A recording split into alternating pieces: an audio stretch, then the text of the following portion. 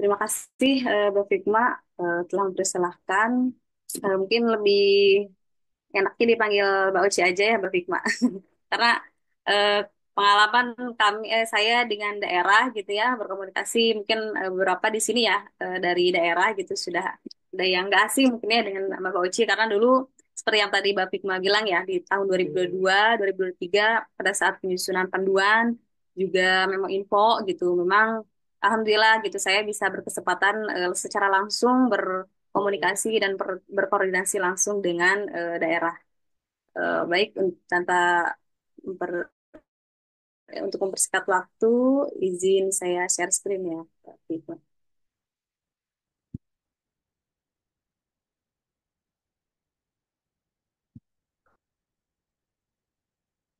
Kita terlihat ya, Berfikma. Baik, Assalamualaikum warahmatullahi wabarakatuh. Selamat siang menuju sore ya Bapak Ibu. Eh, Selamat siang juga kepada Pak Dir. Alhamdulillah ya, kami terhormat sekali sudah berkesempatan sama-sama berdiskusi terkait investasi di sini dengan Pak Dir dari P2D gitu ya juga dari daerah Bapak Ibu dari daerah baik provinsi maupun kabupaten. Baik jika tadi Pak Direktur telah menyampaikan mengenai arah kebijakan juga strategi terkait penyusunan peluang investasi daerah. Nah, di sini izinkan saya ini ya mungkin menyampaikan apa yang telah dulu kami susun yang seperti tadi Pak Dir sampaikan ya terkait panduan penyusunan potensi dan peluang investasi daerah seperti itu. Nah ini mungkin jika nanti terlalu banyak slide-nya ya ini karena ini memang detail gitu nanti mungkin ada beberapa yang bisa dilewati begitu ya. Baik, pertama terkait konsep dasar potensi daerah, tadi juga sudah dijelaskan ya Bapak Ibu oleh Pak Direktur gitu, di mana potensi daerah itu merupakan segala sumber daya yang dimiliki oleh suatu wilayah gitu ya, yang dapat dikembangkan dan dimanfaatkan untuk meningkatkan kesejahteraan masyarakat di daerah tersebut. Nah, potensi tersebut bisa berupa sumber daya alam, manusia, budaya, teknologi hingga potensi ekonomi yang ada di daerah tersebut seperti itu. Nah, kemudian untuk potensi unggulan daerah sendiri itu merujuk pada potensi ekonomi atau sumber daya yang memiliki nilai lebih di suatu wilayah dan diidentifikasi sebagai fokus utama untuk pengembangan ekonomi daerah seperti itu. Nah, kemudian Bapak Ibu juga mungkin sudah tidak asing dengan istilah sektor unggulan daerah ya Bapak Ibu karena sebelum kita ingin menawarkan potensi kita gitu ya peluang investasi, nah memang daerah perlu mengenali atau mengidentifikasi sektor unggulannya apa sih gitu. Nah, di mana sektor unggulan ini merupakan sektor-sektor ekonomi yang memiliki potensi besar untuk dikembangkan sehingga dapat menjadi penggerak utama perekonomian daerah. Nah, sektor ini ditentukan berdasarkan keunggulan kompetitif dan komparatif yang dimiliki oleh suatu daerah, serta kontribusinya terhadap pertumbuhan ekonomi, penciptaan lapangan kerja, dan peningkatan kesejahteraan masyarakat setempat. Nah, adapun tujuan analisis potensi daerah ini, Bapak Ibu ya, tentunya sebagai dasar untuk memahami kondisi daerah ya dengan mengenali potensi, sumber daya dan keunggulan daerah. Kemudian dengan analisis potensi daerah ini, daerah memiliki perencanaan pembangunan yang terarah gitu ya, sesuai dengan potensi yang dimiliki. Kemudian juga menciptakan pertumbuhan ekonomi dan mampu meningkatkan daya saing daerah dan tentunya pada akhirnya bisa meningkatkan pendapatan daerah melalui investasi seperti itu. Nah, selanjutnya ini terkait peluang investasi begitu ya Bapak Ibu. Nah, peluang investasi ini lanjutan dari hasil identifikasi potensi unggulan seperti itu ya. Jadi peluang untuk mengembangkan sektor-sektor ekonomi yang memiliki keunggulan komparatif atau kompetitif di suatu wilayah. Nah, jadi setelah Bapak Ibu bisa mengidentifikasi potensi unggulannya apa, ya, maka potensi unggulan tersebut bisa menjadi peluang investasi seperti itu. Kemudian tujuan dan manfaat ya dari peluang investasi yang pertama dapat mengakselerasi peningkatan pertumbuhan ekonomi nasional maupun daerah serta tercapainya target investasi nasional ya seperti yang tadi disampaikan oleh Pak Direktur. Kemudian membantu pemerintah daerah dan investor dalam ketersediaan informasi investasi serta bisa menjalin kerjasama bagi pemerintah dan swasta. Kemudian memberikan gambaran peluang investasi regional ke daerah ya kepada investor berdasarkan keunggulan masing-masing daerah. Juga dapat mengurangi ketimpangan ekonomi dan meningkatkan kesejahteraan masyarakat. Nah, selanjutnya setelah tadi ya Bapak Ibu bisa mengidentifikasi peluang investasi apa di daerah gitu ya yang memang bisa ditawarkan. Nah, selanjutnya Bapak Ibu perlu mengkaji studi kelayakan usaha atau proyek yang akan ditawarkan seperti itu ya. Atau mungkin sekarang itu lebih dikenal dengan iPro ya Bapak Ibu ya. Artinya peluang investasi yang memang sudah siap ditawarkan ke daerah. Nah, studi kelayakan usaha gitu ya, atau lanjutan dari tadi potensi, peluang investasi. Nah, untuk studi kelayakan usaha ini merupakan pengkajian yang bersifat menyeluruh ya untuk menganalisis segala aspek kelayakan pada usaha yang akan diinvestasikan atau ditawarkan seperti itu. Nah, tujuannya untuk menilai potensi keberhasilan suatu usaha ya atau proyek yang ditawarkan, juga membantu menentukan arah proyek tersebut layak baik secara hukum, teknis, pasar, ekonomi, dan apakah risiko dapat dikelola dengan baik gitu ya.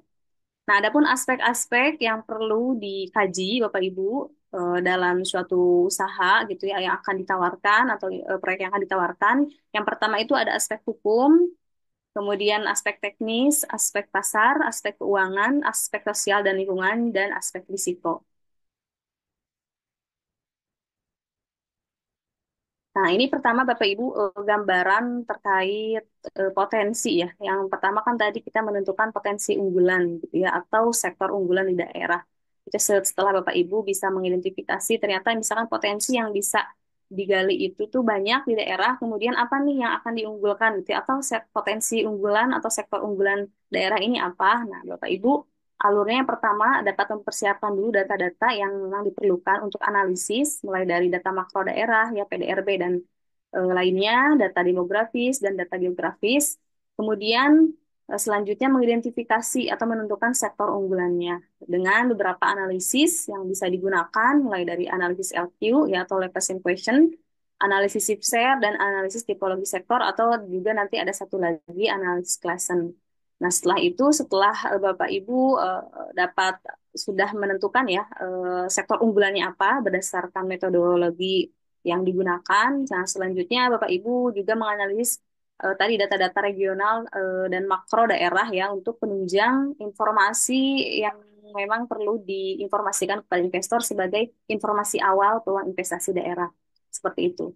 Nah, selanjutnya itu ini khusus mungkin ini khusus untuk DPM PTSP ya, seperti yang tadi Pak Direktur sampaikan, karena DPM PTSP itu ada kewajiban terkait update data gitu ya di PIR di websitenya BKPM. Nah, ini setelah semua data tersusun mulai dari sektor unggulan sampai analis data regional dan sebagainya. Nah, ini kemudian menyusun profil sektor unggulan tersebut dan dimasukkan ke dalam website PIR. Nah, setelah itu baru apa Bapak Ibu ataupun dari Kementerian BKPM ya sudah bisa mempromosikan potensi sektor unggulan daerah tersebut.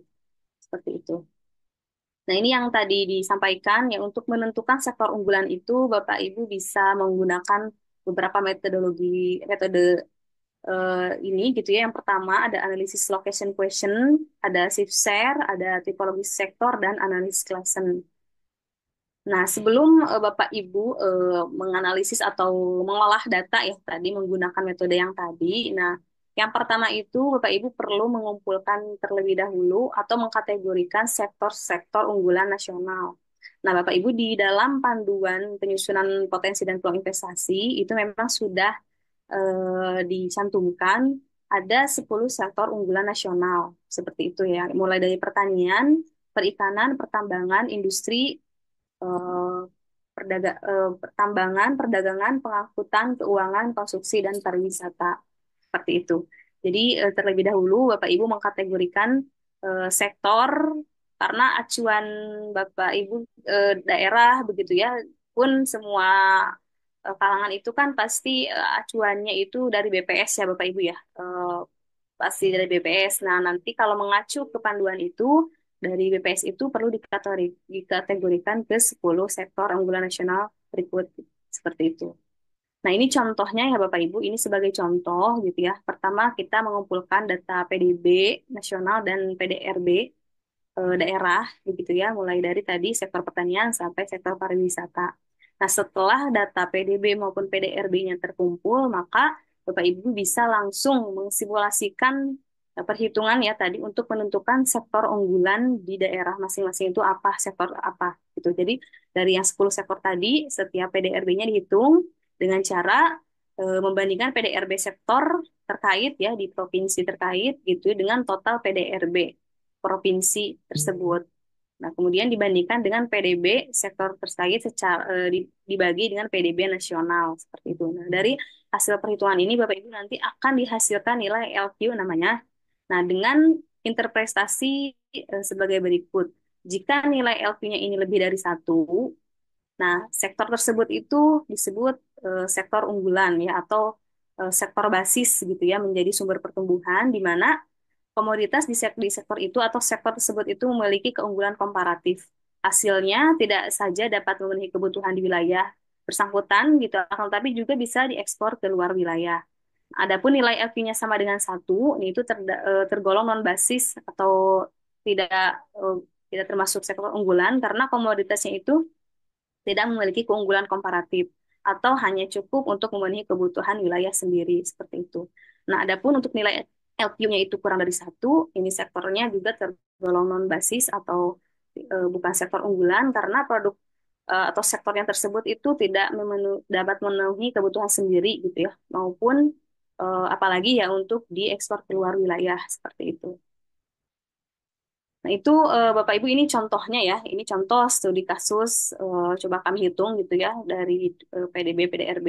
Di sini ada daerah Jambi ya yang kami tampilkan gitu ya. Sebetulnya kami sudah menghitung semua provinsi tapi untuk yang tahun 2022 gitu ya. Ini hasilnya contohnya ternyata sektor pertanian di Jambi ini termasuk sektor unggulan gitu. Karena nih di sini jika dilihat nilai F-nya itu lebih dari satu seperti itu.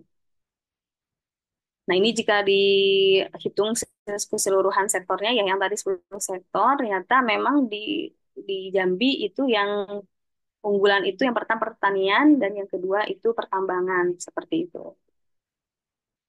Nah, ini ada metode lain, Bapak Ibu ya. Sebetulnya yang LQ itu memang metode yang paling sederhana yang dapat Bapak Ibu gunakan karena di jurnal-jurnal, di penelitian-penelitian kampus pun Bapak Ibu LQ itu memang umum digunakan seperti itu. Namun gitu ya, jika Bapak Ibu ingin semakin menguatkan begitu ya sebetulnya sektor mana nih yang unggul menggunakan beberapa metode. Nah, ini bisa juga digunakan Bapak Ibu. Ini ada sip share namanya gitu ya.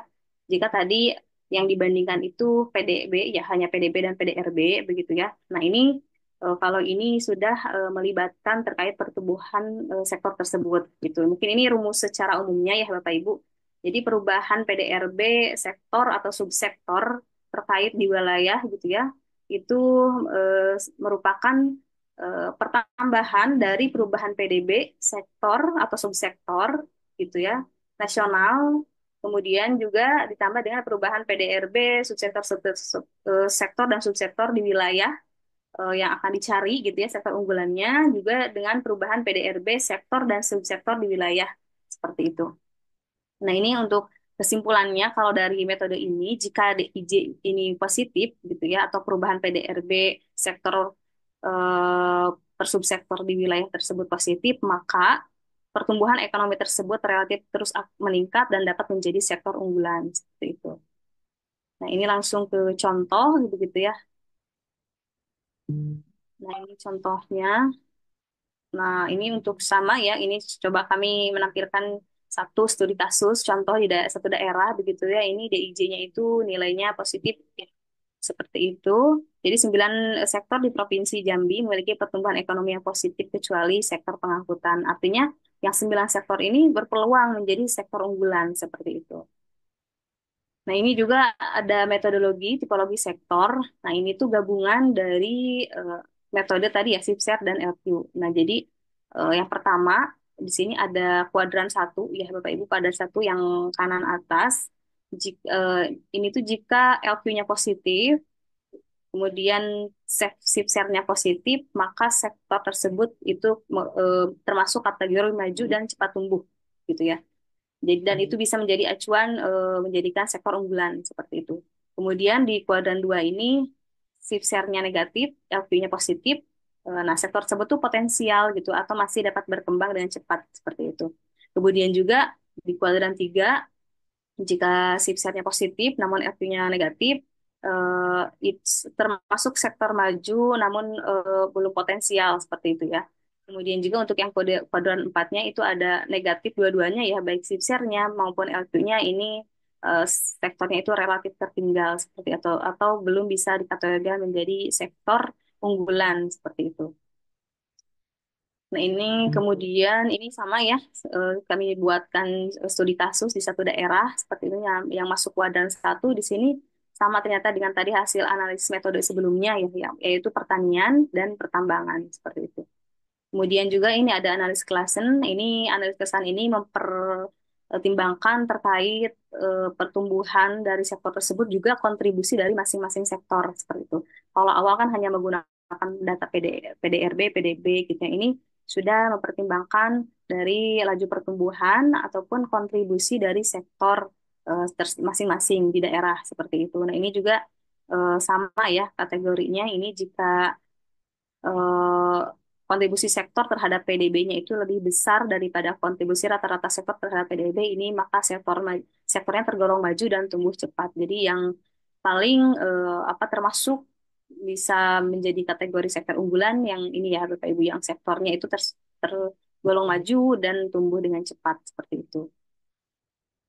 Nah, ini juga contoh ya, masih sama di studi kasus yang coba kami buatkan analisisnya begitu ya. Nah, ini hasilnya masih sama ya Bapak Ibu dengan metode yang sebelumnya digunakan gitu ya. Jadi hasil analisis Klassen ini ternyata sama hasilnya, sektor unggulan Provinsi Jambi ini pertanian dan pertambangan jika menggunakan metode analisis Klassen seperti itu. Jadi pada intinya Bapak Ibu empat metode ini bisa digunakan sebagai tahapan gitu ya ataupun parsial gitu ya. Hanya misalkan tadi yang menggunakan analisis LP juga itu bisa dilakukan gitu karena di jurnal-jurnal akademis itu juga umum untuk digunakan ya untuk yang FP itu. Nah, ini lanjut setelah Bapak Ibu dapat menentukan ya sektor unggulannya apa. Nah, kemudian tentunya kan untuk menginformasikan potensi investasi di daerah, kita tidak hanya menginformasikan sektor yang unggul di daerah kita itu apa, tapi tentunya kita perlu menginformasikan gitu ya eh, an- data-data regional yang atau data-data daerah gitu ya yang dimiliki mulai dari pertumbuhan ekonominya seperti apa begitu ya Bapak Ibu. Ini bisa dilihat dari data PDRB 5 tahun terakhir, kemudian laju pertumbuhan PDRB-nya ya untuk menggambarkan ini pertumbuhan ekonomi di daerah begitu ya. Kemudian juga data demografi, kemudian infrastruktur, selanjutnya juga utilitas, geografi, data investasi atau realisasi investasi daerah, juga data ekspor impor seperti itu. Nah, ini ini tuh merupakan data-data yang penting gitu ya Bapak Ibu kumpulkan untuk kemudian disusun dan nanti diinformasikan kepada investor sebagai informasi awal, menginformasikan bahwa di daerah kami potensinya itu ada loh gitu ya, potensi kami besar selain tadi sektor unggulan dan didukung dengan data-data regional ini seperti itu. Nah, selanjutnya ini masuk ke peluang investasi gitu. Jika sudah ditentukan Bapak Ibu tadi ya sektor unggulannya apa gitu ya. Nah, dari sektor unggulan itu selanjutnya kita mau menawarkan apa gitu ya. Misalkan tadi pertanian, pasti Bapak Ibu di daerah masing-masing pasti memiliki komoditas unggulan ya, misalkan di pertanian tadi. Nah, jika Bapak Ibu ingin menentukan kira-kira mana nih komoditas yang akan kita tawarkan, misalkan ya, gitu ya, dan atau usaha apa yang akan kita tawarkan dari sektor unggulan yang sudah ditentukan. Misalkan tadi diambil satu sektor pertanian ya yang unggul. Nah, untuk menentukan peluang usaha tersebut, nah Bapak Ibu bisa menganalisis menggunakan beberapa metode juga, begitu ya Bapak Ibu. Yang pertama itu analisis klaster, juga bisa menggunakan analisis pohon industri dan bisa dikuatkan dengan analisis SWOT gitu ya Bapak Ibu. Nah, kemudian jika sudah nanti terpetakan ternyata banyak gitu ya peluang investasi yang bisa ditawarkan nih dari sektor ini gitu dan dari komoditas ini gitu ya. Nah, selanjutnya nanti Bapak Ibu perlu menyusun studi kelayakan gitu ya. Misalkan telah ditentukan usahanya apa, komoditasnya apa, maka Bapak Ibu perlu melakukan studi kelayakan mulai dari aspek hukumnya, teknis, pasar, finansial, sosial, dan lingkungan, juga sampai aspek risikonya, seperti itu. Nah, jika nanti Bapak Ibu sudah bisa menyusun studi kelayakannya gitu ya, atau iPro ya, bisa disebut iPro juga. Nah, nanti jika dokumennya sudah ada, kemudian Bapak Ibu juga kemas dalam bentuk infografis yang menarik gitu ya. Nah, selanjutnya Bapak Ibu ini khususnya untuk DPM PTSP ya, bisa mengupload atau mengunggahnya ke website IR sebagai nanti apa bahan promosi gitu ya yang akan dipromosikan oleh Kementerian BKPM. Seperti yang tadi ya, ternyata sudah banyak juga peluang-peluang yang dikunjungi oleh investor gitu ya, dan daerah tadi udah terlihat ya beberapa daerah yang sering gitu ya dikunjungi oleh investor di melalui website BKPM. Nah, ini penjelasan lebih lanjutnya terkait metode yang tadi Bapak Ibu. Yang pertama itu ini pendekatan cluster begitu ya. Jadi ini pendekatan cluster ini upaya untuk mengelompokkan industri inti yang saling berhubungan gitu ya, baik dari industri pendukungnya, industri terkait, jasa penunjang gitu sampai sampai ke lembaga-lembaga terkait. Eh, yang pertama ini jenis cluster yang bisa diidentifikasi ini cluster regional gitu ya. Artinya Bapak Ibu jika ingin menentukan gitu ya usaha apa dari satu komoditas, nanti bisa diidentifikasi dari klaster-klaster ini gitu ya. Yang pertama itu disebut klaster regional gitu ya, di mana klaster regional ini kelompok perusahaan yang muncul atau dibentuk oleh satu batas wilayah perekonomian tertentu gitu ya. Kemudian dari klaster bisnis ini sekelompok perusahaan atau usaha gitu ya yang kendati memiliki bisnis yang saling berbeda tapi memiliki aktivitas yang saling berhubungan. Mungkin ini langsung jelasnya langsung ke contoh ya Bapak Ibu ya. Nah, ini tahapannya gitu ya dalam pendekatan analisa dasar ini Bapak Ibu perlu menentukan usaha intinya dulu gitu ya dari komoditas yang memang sudah dipilih. Usaha intinya apa, kemudian menguraikan apa saja usaha intinya, kemudian usaha pendukungnya itu apa saja gitu. Kemudian juga usaha terkaitnya sampai nanti bisa Bapak Ibu tentukan peluang investasi yang akan ditawarkan itu yang mana. Nah, ini contohnya Bapak Ibu. Ini studi kasus Jambi coba kami analisis gitu ya. Misalkan tadi dari pertanian, ternyata di Jambi itu komoditas komoditas unggulannya itu kelapa sawit gitu ya Bapak Ibu. Nah, untuk menentukan peluang usaha apa aja nih dari kelapa sawit yang bisa ditawarkan tadi ya menggunakan klaster yaitu mengidentifikasi dulu usaha intinya apa begitu ya. Di sini usaha intinya ada industri olein, serain gitu ya, biodiesel, kemudian industri terkaitnya apa begitu ya. Di sini ada industri margarin, surfaktan dan lain-lain. Kemudian juga industri pendukungnya apa. Nah, dari sini Bapak Ibu sudah terpetakan sebetulnya peluang investasi yang bisa ditawarkan gitu ya dari satu komoditas di sektor unggulan itu ternyata banyak begitu. Nah, ini nanti bisa Bapak Ibu analisis lebih lanjut untuk menentukan satu peluang yang akan ditawarkan ke investor. Itu apa?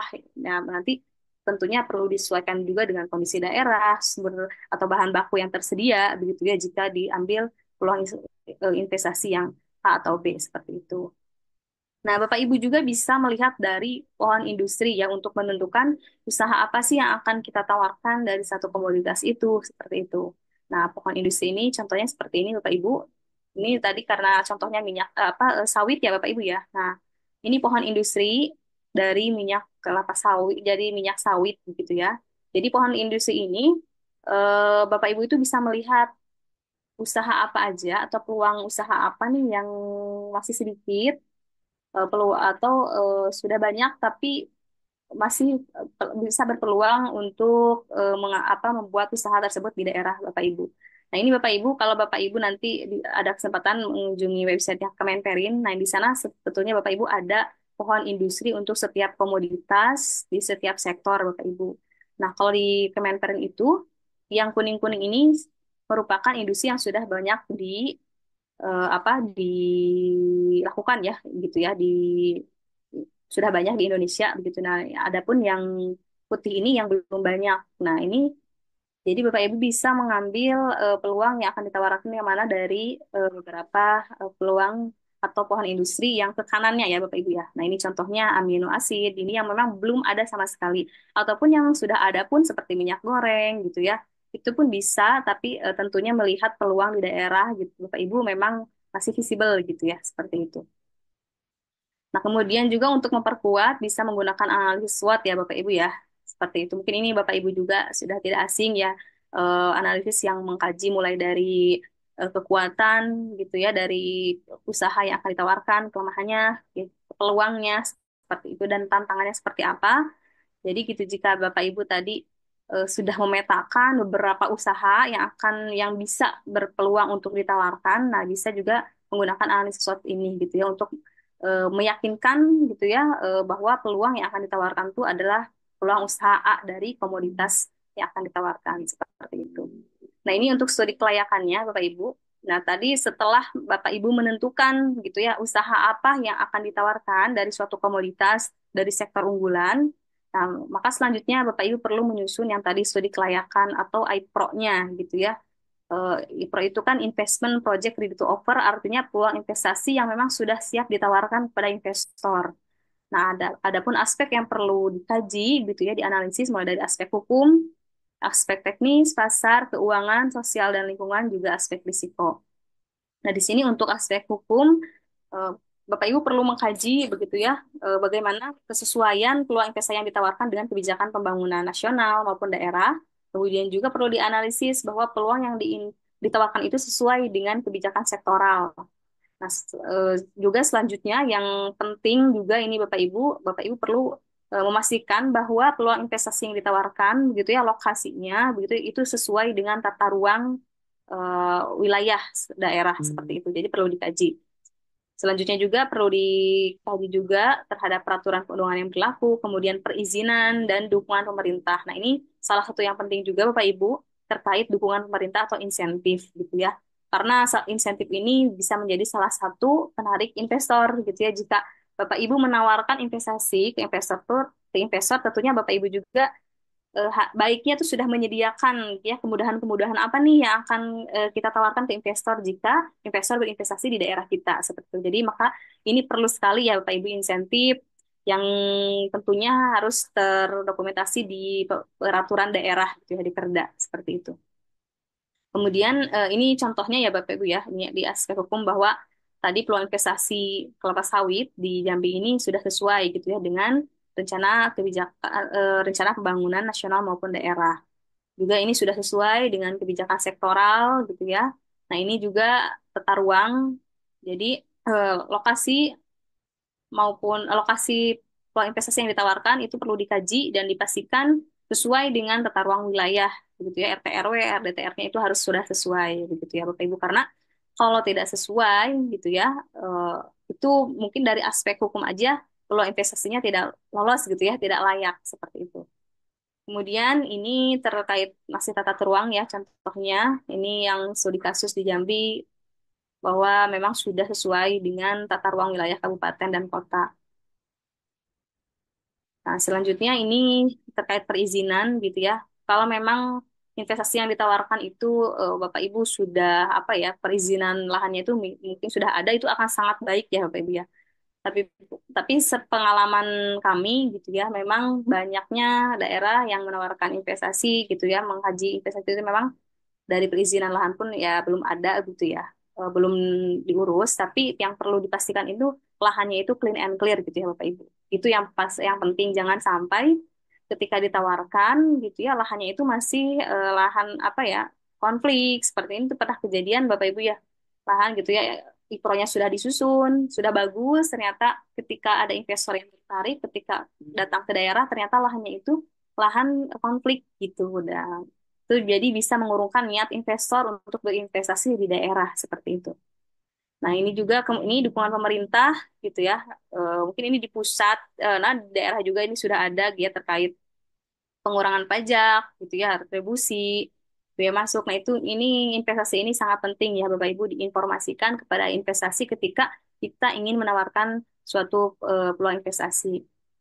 Untuk aspek teknis, diantaranya yang perlu dikaji itu letak geografis, infrastruktur utama dan penunjang, aksesibilitas, kemudian ketersediaan bahan baku, teknis rencana tata letak kawasan, supply chain, juga ketersediaan teknologi, seperti itu. Nah, ini contohnya ya Bapak Ibu, dilewat saja. Kemudian ini infrastruktur, mulai dari jaringan jalan, aksesibilitas, eh, air bersih, gitu ya, telekomunikasi, ketersediaan listrik, seperti itu. Kemudian juga aksesibilitas kawasannya gitu ya, memang sudah sudah baik gitu ya Bapak Ibu, karena tentunya kan investor pasti akan melihat tuh ya Bapak Ibu, kita akan berinvestasi di daerah, ya pasti melihat akses ke sananya bagaimana gitu ya. Kalau susah itu kan pasti mungkin akan menjadi pertimbangan investor ya Bapak Ibu, seperti itu. Nah, kemudian ketersediaan bahan baku. Nah, ini juga sangat penting ya. Jangan sampai kita menawarkan peluang investasi apa ketika dicek bahan bakunya di daerah tersebut tidak tersedia gitu ya. Jangan sampai seperti itu. Jadi perlu dianalisis juga ketersediaan bahan baku. Seperti itu. Kemudian ini juga akan sangat baik jika memang tata letak kawasannya itu sudah dirancang seperti itu ya. Kemudian ini supply chain-nya gitu ya, atau rantai pasok, peluang investasi yang ditawarkan gitu ya, mulai dari pemasok sampai ke konsumennya seperti apa.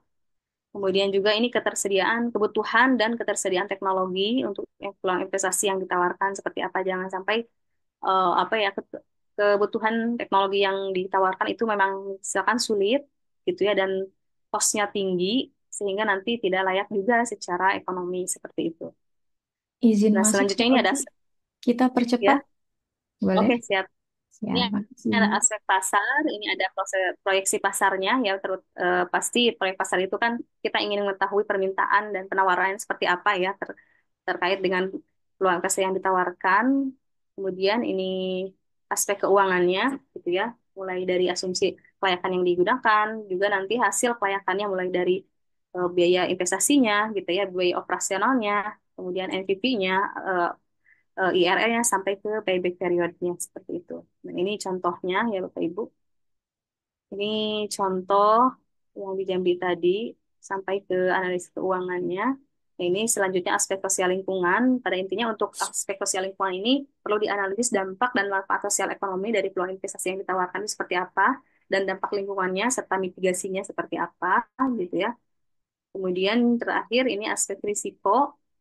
Ya, ini bisa Bapak Ibu analisis juga atau identifikasi risiko-risiko yang memang kemungkinan akan muncul ketika peluang investasi ini ditawarkan ya gitu, mulai dari risiko permintaan sampai ke risiko sumber material ataupun risiko dari segi hukum juga gitu. Nah, tentunya risiko-risiko ini perlu Bapak Ibu mitigasi juga gitu. Tidak hanya dianalisis tapi juga perlu dimitigasi bagaimana gitu, seperti itu. Ini contohnya ya Bapak Ibu. Baik Bapak Ibu, pada akhirnya jika sudah ya dikaji mulai dari potensi sampai ke peluang investasi yang ditawarkan, seperti yang tadi Pak Direktur sampaikan ya, Bapak Ibu bisa mengemas peluang investasi itu dalam infografis yang menarik dan singkat gitu ya. Ini contohnya ya, Bapak, ini contohnya hanya contoh saja infografis terkait peluang investasi begitu ya. Kemudian juga, nah ini yang sedang disusun di BKPM ya, Alhamdulillah indeksnya juga sekarang yang berkolaborasi kolaborasi dengan BKPM sedang menyusun memang info peluang investasi daerah begitu ya. Nah ini terkait profil Indeksat ya yang tadi sudah disampaikan terkait pengalaman kami gitu ya menyusun potensi dan penginvestasi daerah mulai dari tahun 2022 sampai tahun 2024 baik di lembaga maupun di daerah seperti itu. Baik Mbak Fikma dan Bapak Ibu sekalian,